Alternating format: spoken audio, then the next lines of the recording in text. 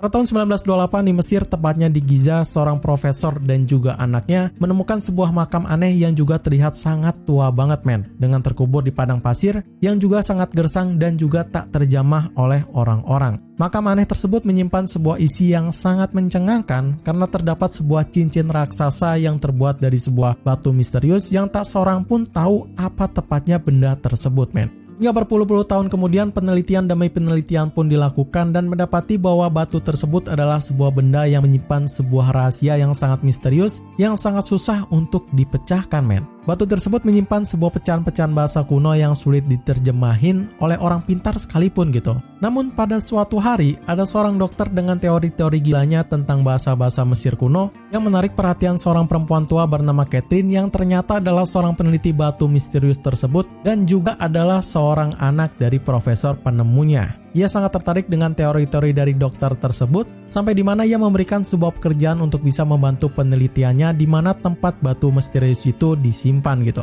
Dokter itu bernama Dr. Jackson yang by the way beliau adalah main protagonis kita ya. Dengan gaya klasik era 90-an dan tak terlihat seperti dokter beneran, tanpa bisa menolak Dr. Jackson yang memang sedang miskin-miskinnya terpaksa harus mengambil pekerjaan tersebut untuk bisa melanjutkan hidupnya dan juga penelitiannya itu.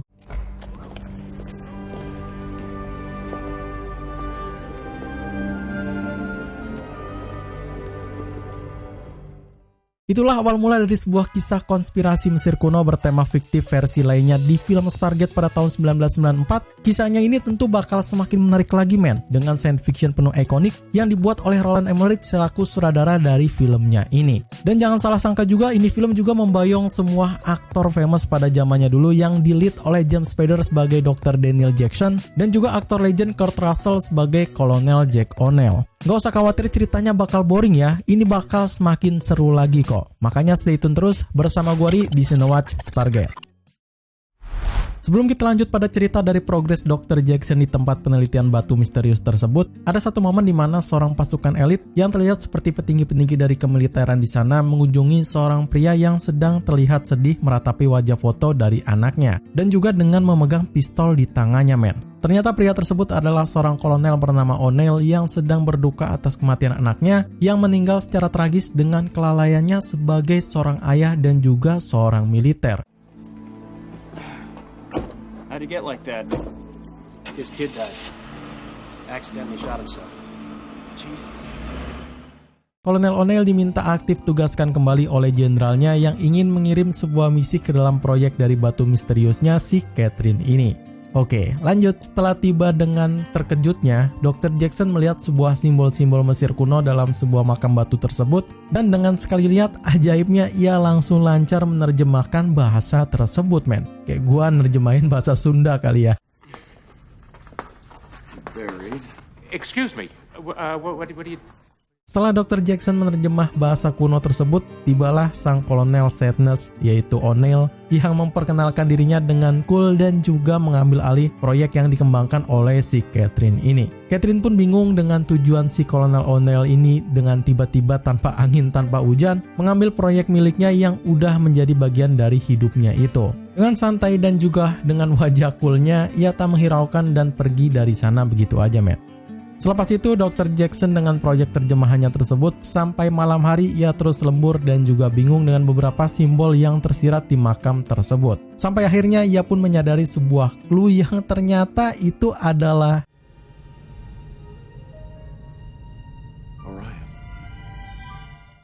Dengan jawaban tersebut, para petinggi langsung mulai rapat dan membicarakan simbol itu dengan Dr. Jackson sebagai penerjemahnya. Yap, ternyata simbol-simbol tersebut adalah garis rasi bintang yang dengan easy ia temukan dalam koran bekas dari satpam gitu men.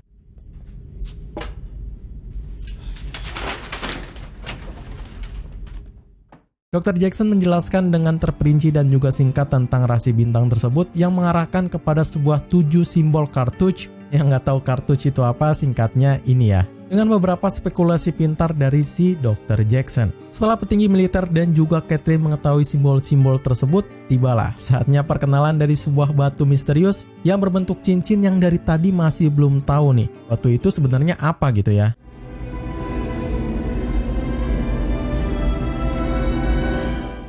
Yap, setelah meeting tersebut, ternyata batu tersebut adalah sebuah gerbang atau pintu kemana aja ya. Ia menyimpan sebuah tempat misterius yang ada di dalamnya tersebut. Dengan lengkapnya 7 simbol kartuj, maka batu cincin itu pun bisa dijalankan dan menunjukkan sebuah reaksi seperti sebuah slime yang terbuka di tengah-tengah cincin tersebut, men.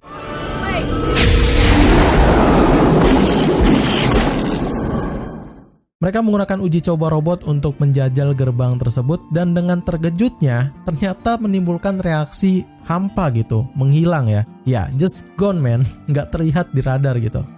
Para militer, ilmuwan, Dr. Jackson, dan petinggi-petinggi lainnya pun dibuat bingung dengan hasil hampanya itu. Dan mau tak mau harus langsung mengirim pasukan untuk meneliti ke dalam gerbang tersebut. Masalahnya, jika mereka masuk ke gerbang tersebut, kemungkinan gerbangnya bakal tertutup men. Dan mereka semua bakal terjebak di dalamnya gitu. Tapi dengan gagah dan beraninya, dokter kita, yaitu yang sedang nyantuy Dr. Jackson, memberanikan diri untuk ikut ke dalam misi penjelajahan tersebut. Karena bukan cuma ia pintar soal sejarah aja, pinter ya, tapi juga ia bisa menghidupkan kembali gerbang bintang tersebut agar para militer bisa pulang dengan selamat dan juga sampai tujuan. Misi tersebut pun disetujui dan kini Kolonel O'Neill dan juga pasukan serta juga dengan Dr. Jackson memasuki gerbang bintang tersebut. Tapi sebelum itu Catherine memberikan sebuah batu berbentuk mata dewara yang ia ambil dari sebelum ia menemukan gerbang bintang kepada Dr. Jackson sebagai jimat keberuntungan untuknya men. Serta berjanji juga untuk bisa mengembalikan kalung itu pas udah balik ke bumi gitu. Dan hasilnya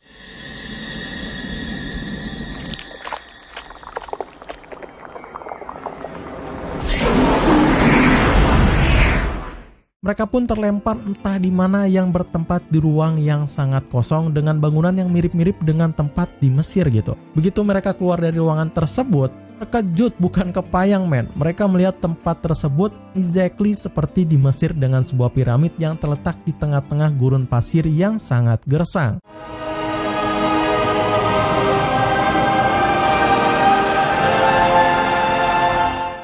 Tercengang tuh akan anehnya pemandangan tersebut ya. Mereka pun langsung memulai penelitian dan yang bikin mereka tercengang lagi bukan hanya pemandangan aja men, tapi kelakuan si dokter nyantui kita, Dr. Jackson, yang mengungkapkan sebuah fakta bahwa ia tidak bisa langsung bawa mereka semua pulang untuk begitu aja gitu. Karena ia juga harus menemukan simbol terakhir dari gerbang bintang yang nyatanya berbeda dengan yang ada di bumi gitu. Jadi si Dr. Jackson ini harus mencari simbol ketujuh di tempat tersebut. O'Neill dan anak buahnya pun terlihat kecewa dan juga marah dengan hal tersebut. Udah wajar sih ya. Dan mau tak mau mereka pun harus berkemah di sekitaran tempat tersebut. Setelah lama mereka beristirahat, Dr. Jackson pun menemukan seekor binatang yang sangat aneh yang memang terlihat sedang tersesat dan ia mengikutinya sampai di sebuah pemukiman yang terlihat cukup creepy gitu ya ngelihatnya ya.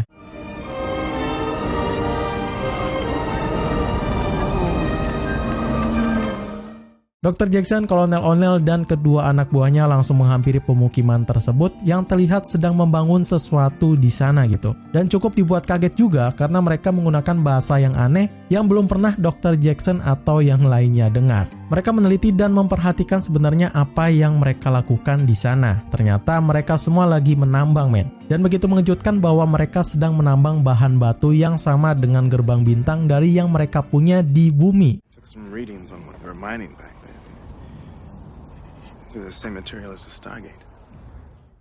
Penasaran apa yang sedang terjadi di sini, Dr. Jackson pun mengusulkan untuk bisa membaur di kolonial manusia di sana dan menggali semua informasi yang ada di sana gitu, termasuk dengan simbol terakhir yang ada di gerbang bintang tempat mereka pulang. Tak lama kemudian sebuah badai pun menerjang mereka yang kocaknya para tentara yang masih nyantuy-nyantuy aja di belakang gak langsung buru-buru bersiap-siap gitu. Pas kena terjang barulah langsung mereka ripuh ya.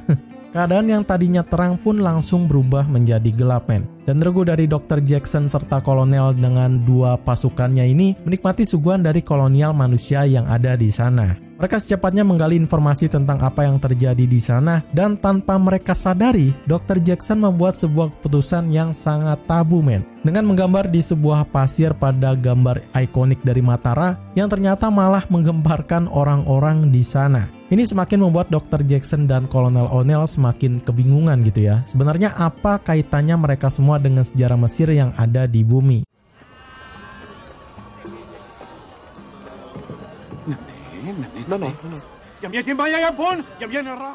Dr. Jackson yang habis melakukan hal tabu tadi kemudian dibawa ke dalam kamarnya dan diberikan seorang perempuan cantik bernama Saori untuk menghibur dirinya gitu ya. Tapi karena memang Dr. Jackson adalah orang yang nolep, dirinya nggak tertarik dengan perempuan tersebut. Sampai di mana si perempuan tersebut memberikan pesonanya bukan dari paras cantiknya, melainkan dengan kepintarannya men, yang menghubungkan sebuah gambar hieroglif Mesir dari si Dr. Jackson. Serta juga mengungkapkan fakta bahwa mereka mengerti arti dari sebuah kata-kata dari Mesir kuno, men.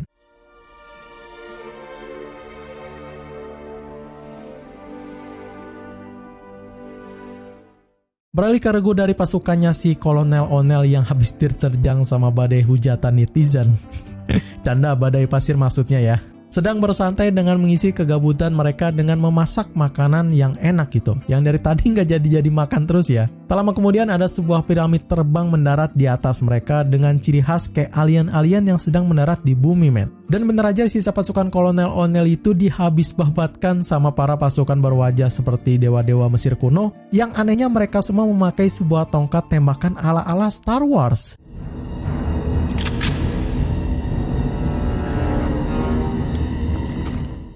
Kolonelnya sendiri yang nggak tahu sama keadaan dari pasukannya sedang nyebat men di sebuah gubuk kolonial manusia lainnya dan lagi nyantui dengan seorang anak remaja bernama Skara yang sosokan ikutan nyebat juga gitu.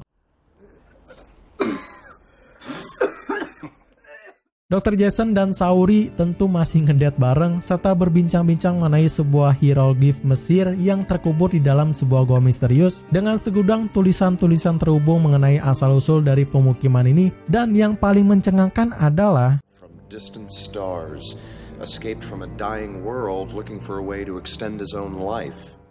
ya, mereka semua ternyata adalah sebuah keturunan dari manusia purba asli yang berasal dari bumi sekitaran beribu-ribu tahun yang lalu gitu. Mereka semua diculik oleh sesosok mirip alien misterius yang mengendalikan semua umat manusia yang ia culik untuk dijadikan budak research mereka, men. Nah, research ini adalah batu mineral penuh dengan energi yang dibuat untuk membuat sebuah gerbang bintang di seluruh planet-planet lainnya gitu. Termasuk bumi yang udah terkubur beribu-ribu tahun lalu.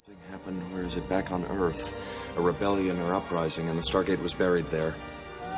Fearful of a rebellion here, Ra outlawed reading and writing. Mendapatkan pesan putus-putus dari para sisa pasukannya, Dr. Jackson, Kolonel O'Neill, dan sisa pasukannya kembali ke markas piramid yang ternyata udah bukan piramid lagi, men, melainkan piramid bertopi gitu. Mereka mulai masuk ke dalam piramid tersebut dan disambut hangat dengan bau mentah dari alien-alien tersebut. Pasukannya Kolonel O'Neill pun tumbang semua dan sisa dari Dr. Jackson sendiri yang disekap dan dibawa ke markas alien tersebut dengan sebuah teleport unik berbentuk cincin seperti gerbang bintang tapi versi mini gitu.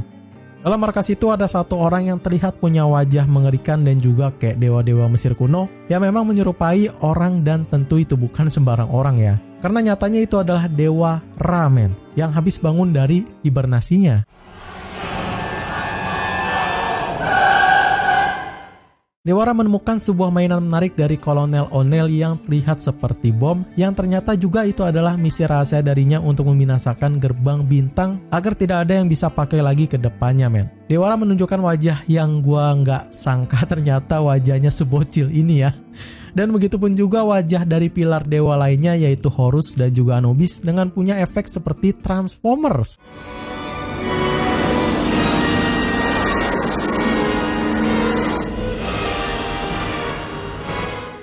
Dan ketika semua tenang, Kolonel O'Neill pun memanfaatkan hal itu dengan melucuti senjatanya si Horus dan mengarahkan ke bodyguardnya dan mengakibatkan sebuah tragedi menimpa Dr. Jackson.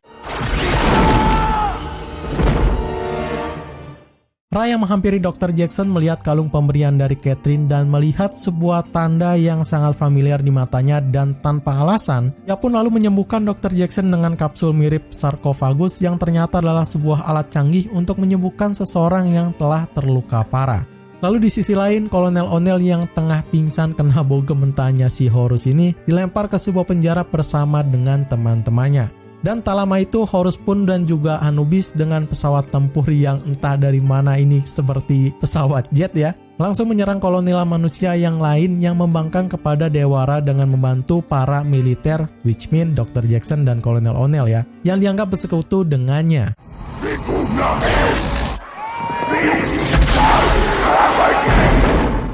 Dr. Jackson yang telah bangkit dari alat penyembuh sakti Darira terlihat kebingungan men, karena diceramahi oleh Dewara sendiri dengan sebuah statement mencengangkan, yaitu si Dr. Jackson disuruh untuk membunuh teman-temannya sendiri sebagai bukti bahwa hanya ada satu Dewara yang di sana, yakni si alien yang berpura-pura menjadi Dewara bodong gitu ya.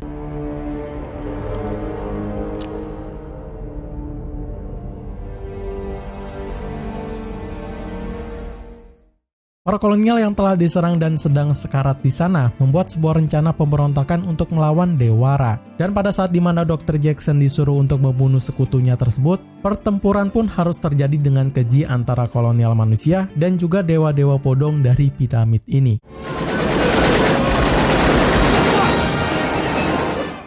Dr. Jackson, Kolonel O'Neill, dan pasukan serta para kolonial sebagiannya telah berhasil melarikan diri dari pertempuran tersebut. Mereka pun merayakan hal tersebut dengan sorak-soraya ya. Tapi, yang jadi masalah tentu bukan tentang gerbang bintang, kolonial manusia di sana, ataupun Dewara itu sendiri. Masalahnya adalah bom milik Kolonel O'Neill yang akan dijadikan sebuah senjata mematikan dengan tujuan membumi hanguskan planet bumi dengan bantuan gerbang bintang men. Bukan hanya itu, ditambah dengan batu mineral supernya itu, bom tersebut bakal meledak menjadi 1000 kali lipat yang bakal menghantam bumi dengan sangat keras. Bahkan bisa menjadi sebuah akhir dari planet bumi ya.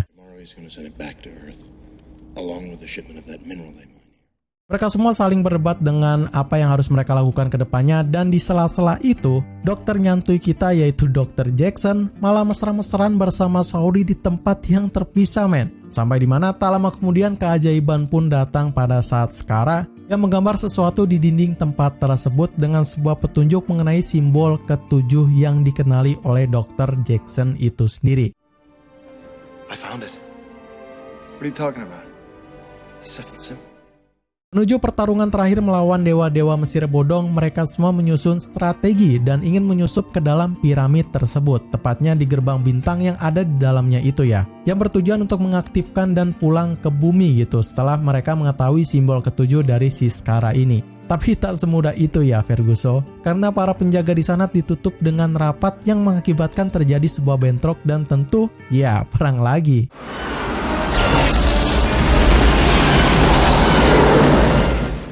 Dewara yang melihat kelakuan pembangkang terhadapnya tersebut langsung murka dan melanjutkan tujuan untuk mengirim bom tersebut ke bumi lewat gerbang bintang yang sayang sekali Dr. Jackson dan Kolonel O'Neill serta Saori udah ada di tempat gerbang itu duluan gitu. Dan lagi-lagi berdebat karena Kolonel O'Neill nampaknya melanjutkan misinya itu dengan mengaktifkan bomnya itu selama 7 menit untuk meledakkan tempat tersebut. What are you doing? Completing this mission. I thought we agreed to dismantle the gate on the other side. And you will. Di saat yang sama juga ada pasukan dari Dewara yang datang dan melancarkan sebuah tembakan, tapi naasnya malah mengenai perut dari Saori men. Saori pun tumbang dengan sangat dramatis, dan dengan panik Dr. Jackson pun langsung membalaskan dendamnya dengan menembakkan banyak tembakan ke prajurit dari Dewara tersebut. Setelah dicek, sayang sekali Saori udah tiada ya, dan Dr. Jackson yang terlihat kebingungan melihat sebuah kesempatan emas dengan menggunakan gerbang bintang mini dan mulai mentransport dirinya dan juga Saori ke dalam markas utama di piramid itu. Tujuan utamanya ia ingin mengembalikan keadaan Saori ke dalam tubuh normalnya dengan menggunakan sarkofagus tempat dulu ia juga dihidupkan kembali oleh si Dewara tersebut gitu. Dr. Jackson pun yang pergi melalui gerbang bintang mini itu memberikan sebuah pesan untuk Kolonel O'Neill yang dari tadi sedang AFK men. Ia berpesan untuk menunggunya kembali jika dia ingin kembali ke bumi dengan selamat ya. Karena Dr. Jackson sendiri udah memegang simbol ketujuh dari si gerbang bintang tersebut gitu. Doing. Dr. Jackson pun langsung pergi ke markas utama sang Dewara itu dan menaruh tubuh Saori ke dalam sarkofagus dengan gentleman. Namun pada saat yang sama, Horus yang menggunakan gerbang bintang mini tersebut langsung bertemu dengan Kolonel O'Neill yang dari tadi masih AFK gitu. Ia tanpa basa-basi langsung menyerang Kolonel O'Neill dan terjadi baku hantam di sana. Keadaan di luar pun mulai runyam apalagi di saat para prajurit Dewara yang menggunakan pesawat jet lagi gitu ya dan menembakkan laser mereka seenak jidat ke para kolonial manusia yang lainnya. Banyak yang menjadi korban di sana dan banyak juga yang menjadi abu dari pihak prajurit O'Neill ataupun dari kolonial manusia.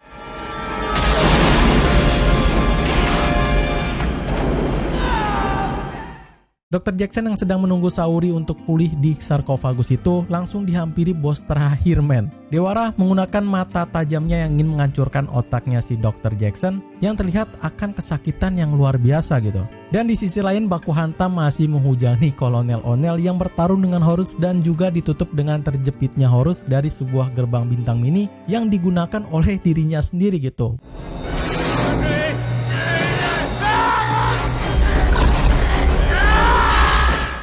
Di saat para prajurit dari Dewara itu lengah dan dari situlah maka tuh dari kolonial manusia di sana langsung tuh dan menyerbu sang prajurit itu dengan barbar gitu ya. Akhirnya sekian lama mereka bertempur akhirnya juga kelar dengan kemenangan di pihak manusia, men. Dan Dewara bodong ini langsung cabut dah dari tempat itu ya.